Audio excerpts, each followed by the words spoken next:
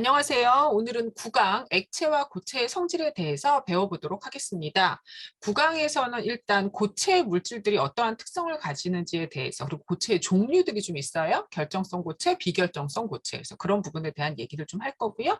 그리고 액체에서는 이제 중요한 액체의 특징이 있는데, 여러 가지 물리적 성질 중에서도 액체는 증기압이라는 성질이 굉장히 중요한 편이거든요. 그래서 이 증기압이라는 성질에 대해서 액체에서 좀 집중적으로 이제 여러분들 공부하시면 된다고 생각하시면 되고요. 그리고 물리적 성질과 화학적 성질. 그래서 여기서 이제 파생되어서 물리적인 성질이 변화하는 물리적 변화와 화학적 변화가 어떤 것들이 있는지에 대한 내용을 좀 보실 거예요. 그리고 나서 이제 고체랑 액체랑 기체 상태, 그 상태들이 서로서로 변화하는 걸 상변화 과정이라 그러거든요. 그리고 그 상변화 과정에선 에너지 출입이 어떻게 되는지, 뭐 열을 흡수해야 되는지 방출해야 되는지 그런 부분들에 대한 내용을 좀 보실 거고요.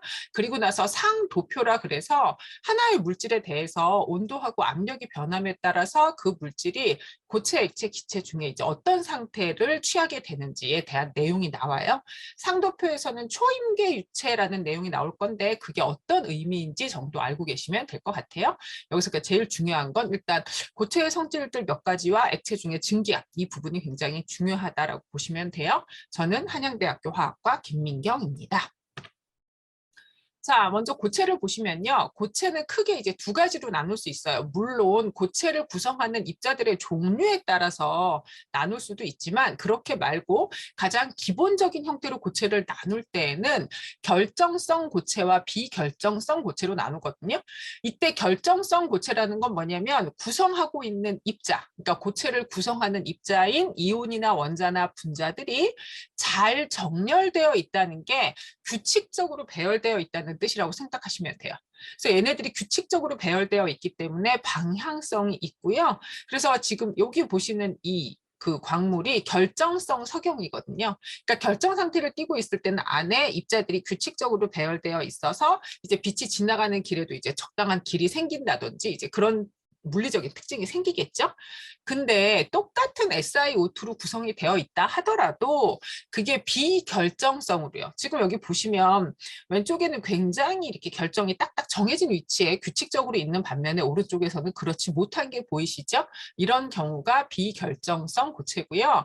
방향성도 없고 그러다 보니 어떤 특정 부분은 조금 입자가 부족해서 약하고 특정 부분은 좀 입자들이 빽빽하게 모여 있고 이렇게 얘네들이 그 부분에 따라서 그 입자들의 배열이 다른 그런 특징을 가지고 있어요. 이러다 보니까 비결정성인 유리, 비결정성 고체인 유리 같은 경우는 굉장히 특이한 성질이 나타나기도 하거든요. 자, 유리는요, 이렇게 보통 세 가지 정도로 크게 나눌 수 있어요. 순수 석영 유리, 이거는 굉장히 비싸요. 열 팽창률도, 그러니까 가열했을 때 팽창도 잘 안 되고 넓은 범위의 파장을 투과시키기 때문에 광학 연구 같은 데 사용하는, 그러니까 카메라나 이런 렌즈 같은 애들 있잖아요. 네, 그런 쪽에 이제 사용을 한다든지 그렇게 사용하는 게 순수 석영 유리고요.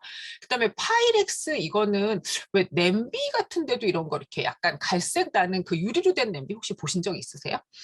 투명한 색깔도 있고요. 파이렉스 유리라고 써 있는 게 있는데 얘 같은 경우는 SiO2가 60에서 80%고 그 삼산화 이붕소 도 좀 들어있고요. 그 다음에 산화 알루미늄도 좀 들어있어요. 그래서 얘네들이 들어있기 때문에 이 물질들로 인해서 약간 특이한 성질을 갖는데요. 순수한 석영유리처럼 열 팽창률이 낮아요. 그래서 뭐 끓이거나 하는 가열 도구에 사용할 수 있죠. 적외선이랑 가시광선은 투과시키는데 자외선은 투과시키지를 못하고요. 조리용 식기나 실험실에서 이제 여러분들이 일반화학 실험 하시다 보면 실험실에서 사용하는 그 비커라든지 뭐 플라스크 아니면 피펫 이런 식의 유리 제품은 다 파이렉스 유리라고 보시면 돼요. 그다음에 흔히 우리가 볼 수 있는 건 창문과 유리병. 그러니까 유리 창문을 제일 많이 보잖아요. 창문하고 유리병에 쓰는 건 소다석회 유리라 그래서요.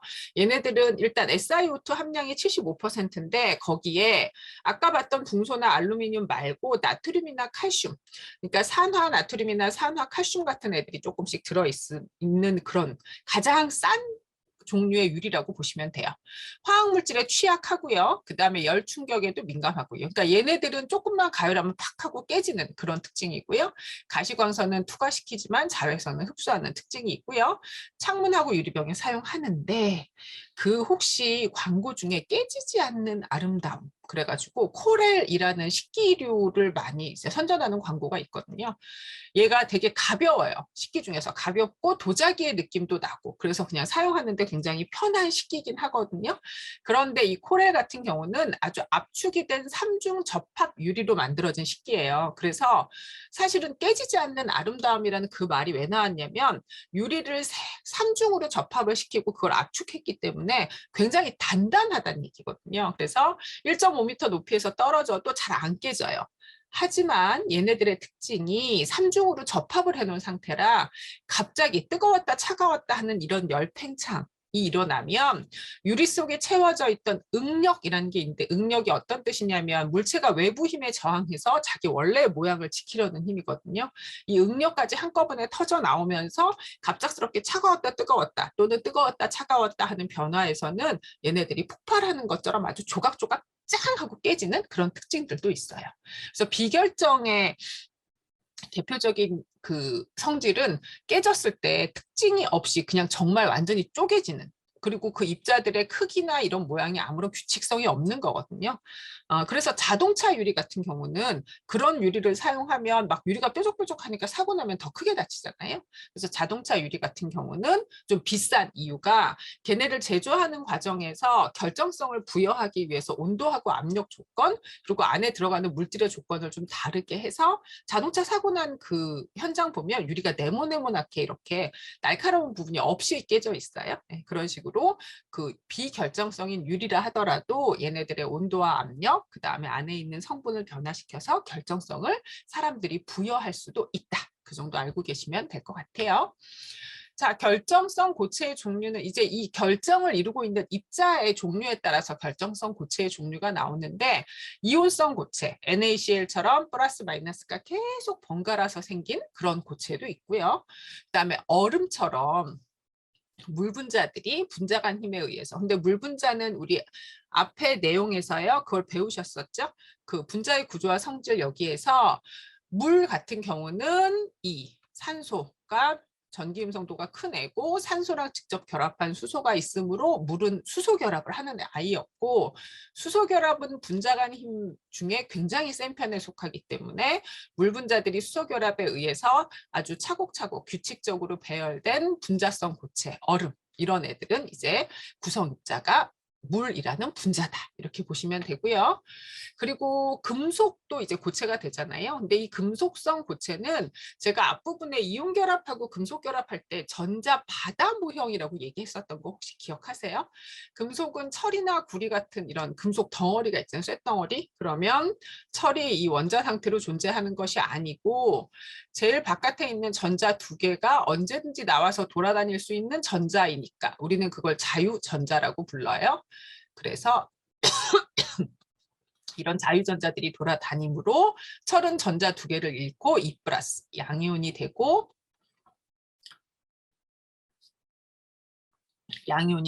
이런 금속 양이온과 전자들이 막 돌아다닐 수 있는 전자 바다 모형으로 구성이 되어 있는데 금속 양이온과 자유전자들이 전정기적 인력, 쿨롱의 힘으로 결합해서 굉장히 단단하게 결합을 했는데요. 그런데 이들 중에도 갈륨 같은 경우는 사실 우리가 흔하게 쓰는 그런 금속은 아니에요. 얘네도 그 전이금속의 한 종류고요. 전이금속들은 굉장히 특이한 성질을 가지고 있다고 말씀드렸죠. 그래서 갈륨 같은 경우는 뜨거운 물에 닿거나 그렇게 됐을 때 이렇게 녹는 형태가 볼 수 있다는 거. 네. 이런 경우는 이제 분자간의 힘이, 그러니까 전기적 힘이 약한 경우고요. 대부분의 금속들은 전기적인 힘이 굉장히 강하다는 걸 여러분이 아실 수 있어요. 자, 그럼 갈륨에 이어서 결정성 고체의 마지막인데요. 공유성 고체라고 있거든요. 이 공유성 고체들은 구성 입자가 원자예요. 그러니까 원자들이 공유결합. 이 공유결합은 앞에서 결합에너지에서도 배우셨지만 전자를 내가 하나 줄게 너도 나 하나 줄래? 그래서 같이 가지고 있자라고 하는 그 공유결합은 옥텟 규칙, 즉 8전자 규칙을 만족하기 위해서 원자들이 화학 결합을 하는 가장 기본적인 내용이잖아요. 그래서 이 공유결합은 사실 끊기가 어려워요. 원자들이 전자 하나씩을 두고 딱 결합을 해서 분자가 됐기 때문에. 그래서 그렇게 원자들이 분자가 되기 위해서 하는 결합이 분자 하나로 똑 떨어지는 게 아니고, 다이아몬드 같은 경우는 사면체로 끝도 없이 계속 이렇게 옆으로 계속 퍼져나가는. 그러니까 모든 결합이 다 원자 사이의 공유 결합으로 되어 있기 때문에 공유성 고체는 굉장히 단단하고요. 다이아몬드는 그래서 뭐 녹는 점 얘기하면 뭐 3,000 몇백 도까지도 이제 올라가야 되고, 석영도 녹는 점 되게 높고요. 근데 여기서 이제 의문이 드는 건, 흑연은 우리 연필심으로 사용하는데 그럼 얘는 굉장히 무르잖아요. 이렇게 얘기를 하거든요. 그럼 단단하게 결합된 이거 아니지 않나요? 이게 흑연이 무른 이유는요. 흑연은 이렇게 층으로 된 구조로 돼 있어요. 그래서 탄소가 육각형 고리 모양을 만들어서 이렇게 각각 층으로요. 그래서 우리가 이렇게 글씨를 딱 쓸 때 여기에는 이 육각형 요 판 하나가 1번 판, 2번 판, 3번 판이 이렇게 판, 얘네들이 이렇게 종이 위에 쭉 얹어지면서 글씨를 쓰는 게 되거든요. 근데 이 흑연 같은 경우는 만약에 제가 종이 위에다가 연필로 이렇게 글씨를 썼어요. 근데 이 글씨를 1억 년 이후에 우리 후손들이 이 글씨를 보면요. 종이만 부스러지지 않았으면 이 글씨는 그냥 읽을 수 있어요. 그러니까 흑연은 위와 아래, 층하고 층 사이의 결합이 약하다라는 것뿐이지 이 층 자체를 구성하는 탄소 사이의 결합은 굉장히 강하거든요. 그래서 흑연도 공유성 고체라는 거 기억하세요. 자, 액체는 이제 특이한 성질들이 좀 있는데 표면 장력이라는 게 있어요. 얘를 이렇게 말 그대로 설명을 하자면 surface tension이라고 얘기를 하는데, 이게 표면, 액체의 표면을 늘릴 장이에요. 늘리게 하는데 필요한 힘이에요. 그래서 액체 표면을 내가 이렇게 쭉 잡아당기는데 필요한 힘, 이걸 표면 장력이라고 이야기를 하거든요. 여기 보시면 액체 내부에 있는 입자들은 위, 아래, 왼쪽, 오른쪽, 앞, 뒤로 힘을 다 받죠. 근데 액체 표면에 있는 분자는 왼쪽, 오른쪽, 그 다음에 앞, 뒤는 받는데 위가 안 받고 아래만 받죠. 그래서 표면에 있는 애들은 R자로 안으로 들어오려고 하거든요. 이렇게. 이런 결과 무중력인 상태에 물 한 방울을 딱 떨어뜨리면 그 물이 이렇게 구를 이루는 거예요. 왜냐하면 표면에 있는 녀석들은 다 안쪽으로 들어오고 싶어서 난리가 날 테니까. 이렇게. 그래서 표면적이 최소화되는 이런 형태의 구를 만들게 되거든요. 이렇게 액체의 표면을 늘리는데 필요한 힘, 이걸 표면 장력이라고 부른다면, 액체 표면이 늘리기가 어려울수록 표면 장력이 크잖아요. 그럼 표면 장력이 크다라는 얘기는 다르게 해석하면 액체의 표면을 늘리기가 어렵다, 액체들끼리 세게 잡아당기고 있다, 고로 표면 장력이 크다는 건 분자 간의 힘이 크다, 이렇게 설명할 수 있다는 거죠. 자, 액체의 물리적 성질, 표면 장력으로 나타나는 그 현상 중에 하나가 메니스커스라고 있어요. 이거는 보통 초등학교 때나 중학교 때 보면 이렇게 플라스크에 이렇게 되어 있으면 여기 밑에 있는 이 눈금을 읽어라, 뭐 이런 식으로 배우신 적 있죠? 모세관 작용이라 그래가지고요. 액체의 표면 장력이 액체들끼리 서로 잡아당기는 힘이에요. 그러니까 액체들끼리 서로 잡아당기니까 잡아당기는 그 힘에 의해서 밑으로 이렇게 내려온다는 얘기인데, 액체들끼리 잡아당기는데 밑으로 왜 내려와요? 라고 물어보신다면 이런 특징 때문에요. 여기 있는 물 분자하고 유리 사이의 힘이 점착이에요. 서로 다른 분자들, 물하고 그 유리 사이의 힘. 근데 물하고 유리 사이의 그 점착력이 물들 지들끼리 서로 잡아당기는 응집력보다 강해요. 그럼 물은 자꾸 유리 쪽으로 가려고 하다 보니까 물은 유리 쪽으로, 그래서 위로 유리랑 결합을 더 하려고 하고, 그 다음에 여기 밑에 있는 이 물들은 어떻게든지 간에 그 표면적을 벌리면 안 되니까 그래서 모여 하는데 양쪽에서 유리가 땡기고 있으니 이렇게 위쪽으로 구를 이루는 것 같은 이런 모습을 만든다는 거고요. 지금 수은 같은 경우는 유리하고 잡아당길 생각이 없거든요. 왜냐하면 수은은 지들끼리 잡아당기는 힘이 너무 세요. 그래서 수은이 조금 샜다 그러면 동글동글동글한 그런 구형으로 수은이 방울이 돌아다니거든요. 그래서 수은은 지들끼리 잡아당기는 힘이 너무 세니까 유리랑은 상관없이 그냥 이렇게 이 표면이 구처럼 이렇게 응집력이 점착력보다 강한 경우는 메니스커스가 이렇게 위로 볼록하고, 보통 우리가 사용하는 물 같은 경우는 밑으로 볼록하다는 거 알고 계시면 될 것 같아요. 자, 액체의 물리적 성질 중에 또 하나는 점성도라는 게 있어요. 점성도, 비스코시티라고 이야기하는 점성도는요, 액체의 흐름에 대한 저항이죠. 그러니까 물은 이렇게 보면 줄줄줄줄 흘러가는데 기름은 이렇게 보면 이렇게 여기 두껍잖아요. 그러니까 잘 안 흐른다는 얘기거든요. 강한 분자 간의 힘을 가질수록 점성도가 어떻다? 크다. 그래서 잘 안 흐르려고 노력한다. 근데 이 점성도는 특이하게도 계란 후라이 먹으려고 프라이팬에다가 이렇게 식용유 넣으면요. 처음에는 그 식용유 잘 안 움직이지 않아요. 근데 이렇게 그 후라이팬을 좀 가열하면 식용유가 확 잘 움직이죠. 그래서 이 점성도는 분자 간의 힘 때문에 서로 잡아 당겨서 안 움직이려고 하는 건데 온도가 증가하면 그 분자들의 운동이 활발해지다 보니까 점성도가 감소한다. 즉 움직임이 편안하게 활발해진다. 이렇게 생각하시면 되겠죠. 자, 액체의 물리적 성질 중에 제가 앞에서 증기압이 제일 중요하다 이렇게 얘기했었거든요. 네. 그 증기압이라는 건 어떤 개념이냐면 잘 들어보세요.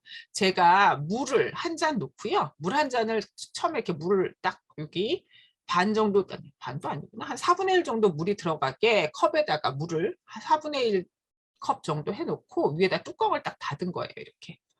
그러면 뚜껑을 닫고 제가 밖에 나가서 놀다 들어오면 그 속에는 무슨 일이 벌어지느냐. 표면에 있던 물 분자들이 증발을 하겠죠. 그럼 여기에 수증기가 이렇게 생겼어요. 그럼 이 수증기들은 가만히 있는 게 아니고 기체들의 특징, 우리 이게 지금 9강이니까 8강에서 기체들의 특징 배우셨잖아요. 기체들의 특징은 중요한 게 가만히 있지 않고 계속 무작위적으로 막 움직인다 그랬죠. 그래서 그 기체들이 마구마구 움직이다 보면 움직여서 물 분자에 부딪힐 수도 있잖아요. 그럼 물에 잡히는 애들도 있어요. 그래서 시간이 좀 지나면 날아가는 물 분자, 수증기가 되는 증발하는 물 분자의 개수는 3개인데 그중에 다시 들어오는 게 2개. 근데 가만히 냅두면 여기가 점점 물 분자들이 수증기들이 증가하겠죠. 증가하니까 얘네들이 자꾸자꾸 움직이다가 결국 어떤 상태가 되냐면 나가는 물 분자 개수랑 들어오는 물 분자 개수가 똑같은 상태가 돼버려요. 네. 이런 상태를 우리는 멋있게 앞에서 평형이라고 배우셨잖아요. 아, 평형 아직 안 배웠구나. 그죠? 평형 아직 안 배웠죠. 이런 멋있는 상태를, 즉 하나의 요 상태에서 반응이 2개 있잖아요. 그러니까 증발 속도라고 이야기를 하는, 잠깐만요. 저는 그거를 썼는데 나는 형광펜을 쓰고 싶은데 왜 형광이 아닌 게 나오는 것이야. 형광펜. 네. 여기서 이렇게 증발되는 속도하고 응축되는 속도, 그러니 날아가는 이 속도랑 다시 들어오는 속도가 똑같아질 때, 그때 이 속에는, 이 유리잔 속에는 딱 정해진 개수의 물 분자가 존재한다는 거죠. 그 수증기가. 네. 날아가는 개수랑 날아가는 속도랑 들어오는 속도가 같으면 그때 여기에는 정확하게 수증기 3개가 있다. 이 개수는 변하지 않아요. 왜냐하면 계속 3개가 날라오고 3개가 들어가고 3개가 날라오고 3개 들어가고, 근데 이미 이 안에 자리 잡은 게 3개라면 얘네는 개수의 변화가 없을 거 아니에요. 그래서 자리 잡은 일정한 숫자의 기체가 벽을 퉁퉁 치는 압력, 이 압력을 뭐라고 부르냐면 증기압이라고 부르는 거고, 이걸 이제 우리 그 PPT에서는, 그러니까 대부분의 일반화학 책들하고 고등학교 책들을 제가 옮겨서 PPT를 새로 만든 건데요. 뭐라고 표현했느냐? 증기압이란 증발 속도랑 응축 속도가 같은 평형 상태에서 기체들, 여기 이미 들어가 있는 일정한 개수를 가지는 기체들이 벽을 퉁퉁 치면서 나타내는 압력, 이거를 증기압이라고 부른다. 근데 이 증기압도 그러면 분자 간의 힘이 세요. 그럼 처음부터 많이 안 날아가겠죠? 그러니까 이 안에 들어있는 입자의 개수도 그렇게 안 많겠죠? 그러니 증기압도 작아질 수밖에 없는 거죠. 똑같은 온도에서 측정을 해보면. 그래서 증기압은 보세요. 분자 간 힘의 크기에 의존하는 액체의 성질이에요. 왜냐하면 상온은 보통 25도를 이야기하는데 25도에서 증기압이 크다. 그 얘기는 잘 날아간다는 뜻이잖아요. 이건 휘발성 물질이자 서로 분자 간에 약하게 당기니까 잘 날아가는 거거든요. 힘이 약한 물질이다. 이렇게 얘기가 될 수 있다는 거죠.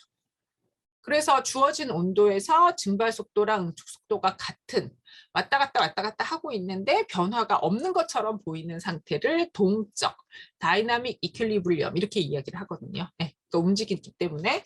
그래서 여기에서 형성된 증기의 압력을 평형 증기압 또는 증기압이라고 부른다. 그래서 얘네가 증기압이 1기압이 된다는 건 뒤에서 다시 얘기가 나오겠지만, 증기압이 1기압이 된다는 건 보세요. 여기에 기체들이 충분히 많이 있어서 이 기체들이 벽을 퉁퉁 치는 이 압력이 대기가 얘를 누르는 압력인 1기압과 같다는 뜻이에요. 그렇게 해서 얘가 같아지면 이 상황에서 어떤 일이 벌어지냐면, 날아가는 기체들이 생각하는 거죠. 표면에 있는 기체만 날아가는 게 아니고 충분한 운동을 하고 있는 상태가 됐기 때문에 속 안에서도 기체가 만들어지거든요. 이렇게 속 안에서도 기체가 만들어지는 그런 현상을 우리는 끓음이라고 이야기를 하고, 따라서 이렇게 기체가 벽을 퉁퉁 치는 압력이 대기압과 똑같아져서 액체 내부에서도 기화가 일어나는 온도, 이 온도를 끓는 점이라고 이야기를 하는 거죠. 그래서 증기압, 그러니까 증기압이, 그 액체의 증기압이 1기압이 되는 건 결국 끓는 점. 얘가 액체 내부에서도 부글부글하고 기화 현상이 일어나는, 끓음 현상이 일어나는 온도는 에테르 같은 경우는 34.6도예요. 물은 100도, 수은은 357도 보이시죠? 그러니까 수은이 분자의 힘이 제일 크다, 이렇게 보실 수 있다는 거죠. 자, 물리적인 성질과 화학적인 성질에 대한 내용을 좀 볼 텐데요. 물리적인 성질은 그 다른 물질로의 변화나 상호작용, 그러니까 화학 반응이라고 부르는 그런 애들 없이 물질 자체가 나타내는 거예요. 그래서 온도도 물리적인 성질이고, 산은 시고 염기는 쓰거든요. 끓는 점, 어는 점, 뭐 다이아몬드는 단단하다, 나트륨은 손톱으로도 긁혀요. 그래서 부드럽다. 전기는 어떤 애는 전기 통하고 뭐 어떤 애는 물에 잘 녹고, 이렇게 이야기하는 아이들이 물리적 성질이고요. 네. 그래서 물리적 변화는요, 물질의 상태, 즉 겉모습은 변해도 조성은 변하지 않는다. 그러니까 물리적 변화는 하고 난 이후에도 같은 물질이긴 한데 상태만 변하는 그런 경우가 많죠. 예를 들어 라이터를 생각해 보면 속 안에는 액체 상태로 되어 있는데 그게 사실은 액체 뷰테인, 액체 부탄가스인 거예요. 근데 얘네를 이렇게 라이터를 피워서 뭔가 바깥으로 이렇게 불을 붙이려고 하면, 이렇게 착 하고 움직이게 하면 위로 나오는 이 녀석들은 기체 뷰테인인 거죠. 그러니까 똑같은 탄소 4개, 수소 10개짜리 뷰테인인데 액체 상태에서 기체로만 변했을 때는 물리적인 변화가 돼요. 그럼 화학적 성질은 뭐냐? 다른 물질과 상호작용하거나 다른 물질로 변할 때 나타나는 성질, 이게 화학적 성질이고요.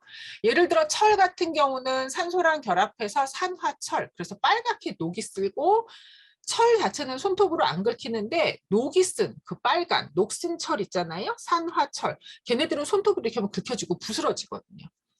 탄소는 연필심 생각하시면 될 것 같아요. 연필심 자체는 그냥 뭐 이렇게 글씨 써진다든지 이런 거 하는 애인데요. 그 탄소를 갖다 놓고 되게 높은 온도로 계속 불을 붙여주면 타요. 네. 산소랑 결합해서 탄소는 이산화탄소가 된다 이거죠. 은도 마찬가지로 황 같은 애랑 결합해서 황화은 이렇게 되면 시커매지거든요. 나이트로글리세린, 니트로글리세린 이런 것들도 분해돼서 가스가 되는 과정에서 폭발을 한다든지 이렇게. 그래서 화학적 성질은 그 물질이 다른 물질들과 뭔가 결합을 하면서 완전히 구성물질 자체가, 구성성분 자체가 변하면서 새로운 물질로 변하는, 새로운 물질로 변하는 게 화학적 변화고, 이 화학적 성질이라 하면 그런 변화가 일어날 때 나타나는 성질을 의미해요. 그런 변화를 만드는데, 변화가 일어날 때 나타나는 성질. 그리하여 여기에서 똑같은 아까 그 라이터로 예를 들자면, 물리적 변화는 액체 뷰테인이 기체로만 가는 건데, 화학적 변화는 여기에 부싯돌이 불을 붙여주면서 뷰테인이 산소를 만나서 이산화탄소랑 수증기로 바뀌는, 이렇게 불이 나면서 연소가 되는 이런 과정을 화학적 변화라고 볼 수 있다는 거죠.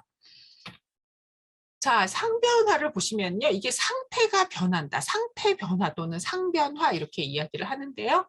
상변화는 일반적으로 에너지, 그러니까 이때 에너지는 주로 열이에요. 열을 흡수하거나 방출하는 과정을 통해서 물질의 상태가 바뀌는 물리적 변화. 이게 상변화예요. 상변화는 무슨 변화라고요? 물리적 변화예요. 물질의 상태가 바뀌는 거지 물질 자체가 다른 물질로 변하는 건 아니에요. 고체에서 액체로 변하는 과정을 보면, 즉 얼음하고 얼음이 물로 가는 과정을 생각해 보면 중간의 온도가 0도라는 이 온도에서는 얼음과 물이 계속 왔다리 갔다리 하고 있기 때문에 여기선 온도 변화가 없거든요. 그래서 이걸 녹는 점이라고 이야기를 하고, 용융 또는 녹음이라는 단어는 고체가 액체로 되는 물리적 변화인 흡열, 고체가 에너지 흡수하면 고체랑 액체 사이의 평형, 걔네 두 개가 같이 공존하는 0도라는 온도를 거쳐서 에너지를 더 흡수하면 액체로 간다는 얘기죠. 이렇게 용융되는 과정은 실제로 그 안에서 일어나는 일들을 살펴보면요. 물질을 구성하는 입자가 충분한 에너지를 갖게 되어서 제자리에 단단하게 묶어놓은 분자간 힘을 극복하는 거예요. 고체는 딱 정해진 위치가 있어야 하고 액체는 거기 정해진 위치가 있는 게 아니고 옆에 가까이 붙어 있긴 하지만 얘네들이 움직이면서 유동성이 이제 존재할 수 있다는 게 액체의 가장 큰 특징이거든요. 응고, 얼음은 거꾸로 이제 액체에서 다시 고체로 가는 거니까 에너지를 방출하는 발열 과정이 되는 거고요. 이때 얼음과 물이 같이 공존해서 온도 변화가 일어나지 않고 내가 계속 열을 줘도 그 열이 얼음과 물 사이에 상태 변화하는 데만 사용되기 때문에 온도 변화가 없이 일정하게 유지되는 그 온도를 우리는 녹는 점. 녹는 점은 어느 점이랑 같은 얘기고요. 고체와 액체가 평형에 있을 때의 온도. 또는 고체에서 액체로, 액체에서 고체로 상태 변화가 일어나는 온도, 이렇게 보시면 되죠. 상변화 과정의 에너지 출입을 보시면 여기서 지금 빨간색으로 그려져 있는 녀석들이 흡열 과정이에요. 열을 가해줘야 얼음에서 물, 물에서 수증기 또는 얼음에서 수증기 이렇게 간다는 얘기고요. 그다음에 파란색으로 돼 있는 애들이 그 발열, 열을 바깥으로 방출하는 애들인데요. 수증기에서 물, 이건 응축이라고 불러요. 그다음에 물에서 얼음, 이거는 이제 응고 또는 얼음이라고 부르는데 이거 좀 보셔야 돼요. 이게 고체에서 기체로 갈 땐 승화라고 이제 단어를 쓰잖아요. 그 다음에 제가 학생들한테 물어보면 기체에서 고체로 갈 때 단어 뭘로 썼니? 그러면 다 승화라고 얘기하더라고요. 네. 근데 요즘에는 승화라는 단어 거의 안 쓰고 기체에서 고체로 가는 건 증착이라는 단어를 되게 많이 쓰거든요. 그래서 저 단어를 기억하시는 게 좋을 것 같아요. 자, 다음 중에 발열 반응이 아닌 걸 골라라. 추운 겨울 핫팩. 이렇게 쓱 흔들면 철가루하고 산소가 반응해서 열 나는 거고, 프로페인, 프로판가스가 연소하면 그거 가지고 우리가 식당에서 조리한다든지 집에 뭐 보일러 이런 데 쓸 수 있는 거니까 그것도 발열이고, 추운 겨울에 호수의 윗부분이 얼어요. 위에가 얼면 언다는 건 물에서 얼음으로 상태가 바뀌는 거니까 높은 에너지를 가지고 있던 액체에서 낮은 에너지를 가지는 고체로 바뀌는 거니까 이때도 남는 열을 바깥으로 방출하겠죠. 그래서 왜 이글루 그 있잖아요. 에스키모인들이 사는 이글루 보면 여기에서 안에 난방하는 방법 중에 물 여기다가 벽에다 뿌리는 것도 있다면서요. 물을 벽에다 뿌리면 얘가 이렇게 얼면서 그때 열이 바깥으로 방출되니까 그걸로 난방하는 방법도 있다 이러거든요. 더운 여름에 빨래가 말라요. 빨래는 축축했어. 그러면 액체인 물이 말랐으니까 다 기체가 돼서 날아갔다는 얘기잖아요. 그래서 이렇게 그래서 4번만 발열 반응이 아니라는 거죠. 자, 액체하고 기체 사이의 상변화를 보면 액체가 기체로 바뀌는 걸 기화, 기체에서 다시 액체로 오는 걸 응축이라는 단어로 사용을 해요. 그래서 끓는 점이라는 건 아까도 말씀드렸다시피 여기에서 이제 증기압, 그러면 온도를 올리면 좀 수증기가 더 많이 될 테니까 여기 보세요. 수증기로 되어 있는 입자의 개수가 더 많잖아요.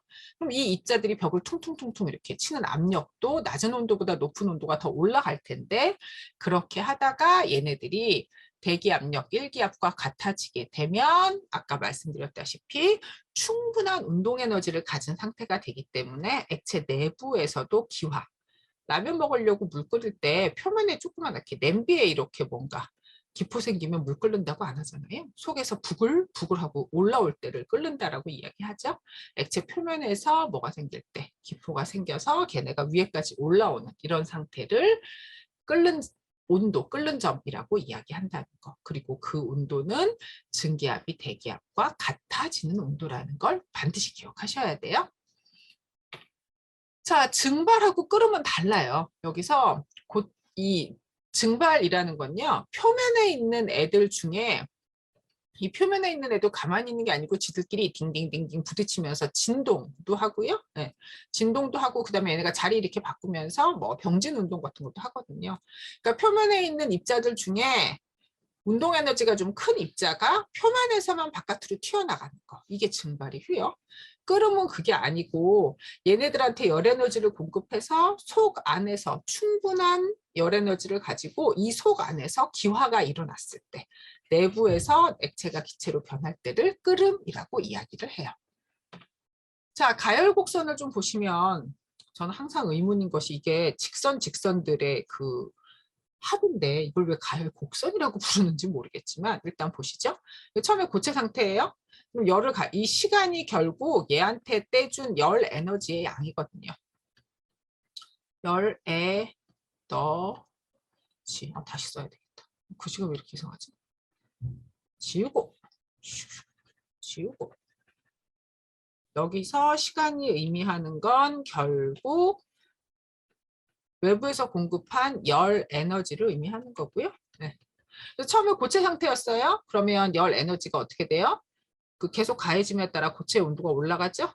그럼 A하고 B 이 상태에서는 고체와 액체가 평형을 이루어내거든요. 그래서 그때가 녹는 점이 되겠죠. 그러니까 고체는 에너지가 흡수되면서 진동이 증가하니까 당당당당 진동하면서 온도가 올라가는 게 되고요. 그리고 나서 여기는 고체와 액체의 평형. 물 같은 경우는 0도씨라는 온도인데 온도가 한동안 안 바뀌어요. 왜냐하면 이때 흡수된 에너지는 고체의 결정 구조를 깨서 액체로 만드는 데만 사용되니까 온도 변화가 없어요.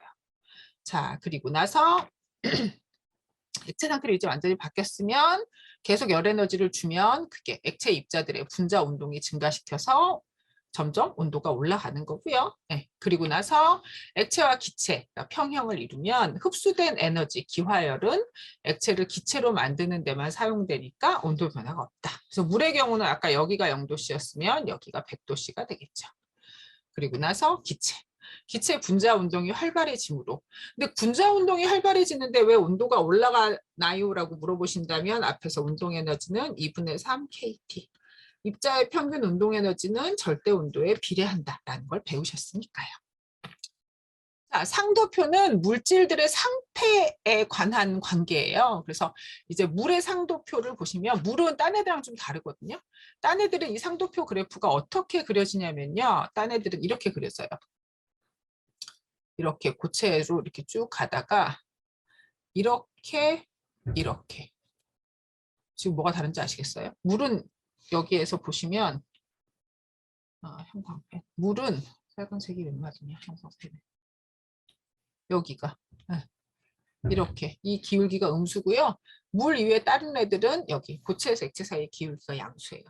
그래서 물이 가지고 있는 저게 굉장히 중요한 특징이라서 물이 저렇게 기울기가 음수라는 게 이제 어떤 의미를 갖느냐면 물은 그래서 온도 여기서 압력을 높이잖아요. 압력을 높여주면 녹는 온도가 낮아져요. 이거를 어디서 아냐면 제가 지금 스케이트 그린 거거든요. 네. 그럼 이 스케이트 되게 불쌍하지 않아요? 스케이트 밑에 있는 이 날은 제 몸무게를 요 얇은 날로만 지탱을 하잖아요. 요 얇은 날, 그 가느다란 날이 얼음에 닿으면 내 몸무게로 얘를 누르는 거니까 압력이 되게 세겠죠? 그래서 그렇게 센 압력을 가해주면 얘가 기울기가 음수다 보니까 녹는 온도가 0도보다 낮아져서 영하 10도 이럴 때도 물이 녹는다는, 얼음이 녹는다는 얘기예요. 네. 그래서 얼음에 압력을 가하면 액체가 될 수 있어서 그래서 그 실내 아이스링크 이런 데 가보면 이렇게 사람들이 한참 타고 나면 정빙 시간이라 그래가지고요. 이 날이 닿은 곳마다 압력 때문에 얼음이 물로 녹아가지고 거기가 이렇게 물이 고여있는 그런 부분들이 생기기 때문에 그걸 싹 없애주는 정빙 시간이 필요한 거죠. 그러니까 물은 가 굉장히 특이한 케이스고요. 그 다음에 액체하고 기체 상태 여기도 되게 특이해요. 이거는 잘못 그린 게 아니고 그냥 가다가 실제 끊겨요. 네. 여기에서 이 선들이 나타내는 게 상경계고 삼중점은 고체, 액체, 기체가 다 같이 공존하는 점이 되는데 물의 경우는 워낙에 낮은 압력이기 때문에 사람이 보통 얘를 이제 관찰할 수 없는 그런 상태가 많고요. 여기에서 액체랑 기체 사이에 갑자기 끊이는 이유는 임계 온도. 임계 압력인데 이때 이 온도보다는 아무리 온도를 높여도 액체가 기체로 될 수가 없어요. 네. 저기 높은 압력을 가해도 기체가 액체로 변할 수는 없는 게 임계 온도고요. 왜냐하면 기체가 액화될 수 없는 이유가 온도가 충분히 높아서 얘네를 액체로 만들려면 움직임이 작아져야 되잖아요. 그래서 그게 안 돼요. 이 압력보다 더 높은 압력이 더 높아지면요. 온도를 내가 아무리 높여줘도 이 액체가 기체로 날아가고 싶은데 압력이 너무 세갖고 못 날아가요. 그래서 이 온도와 압력 위쪽에 있는 이 상태는 초임계, 즉 슈퍼 크리티컬 플루이드라 그래서요. 액체랑 기체의 구분이 없는 상태가 되거든요. 그래서 뭐 플라즈마가 됐든 뭐가 됐든 이런 초임계 유체 상태를 만들어서 반응을 시키는 경우들도 있어요. 그러니까 초임계 유체가 어떤 의미인가 정도는 알고 계시는 게 좋을 것 같아요. 네, 그래서 오늘 우리는 액체와 고체의 성질에 대해서 일단 쭉 한번 배워봤습니다. 모두 고생 많으셨어요. 수고하셨습니다.